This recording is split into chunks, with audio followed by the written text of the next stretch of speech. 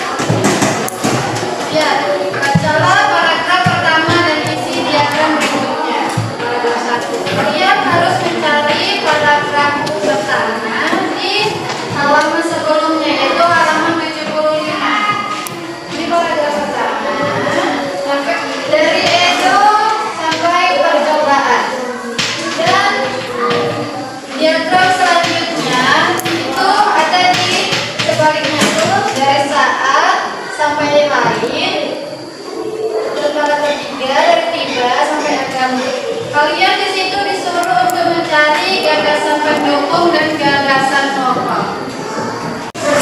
Sekarang buka halaman 82. Bunyi. Kita tahu bunyi itu dari mana? Dari indra. Indra pendengar itu apa? Telinga. Coba ibu tanya bagaimana telinga merasakan getaran. Lihat, semua bunyi membuat udara bergetar. Getaran bunyi mengenai gendang telinga yang berupa sepenggal kulit tipis. Saat itulah gendang telingamu juga mulai bergetar. Getaran dari gendang telingamu menjadi lebih besar di telinga tengahmu dan diubah menjadi pesan-pesan listrik di telinga dalammu. Nanti tugas kalian di rumah itu adalah halaman 81. Itu laporan kegiatan percobaan. Kalian mencoba untuk mengetahui di mana bunyi. Misalnya, angklung suara bunyinya di mana? Sesuai di sini.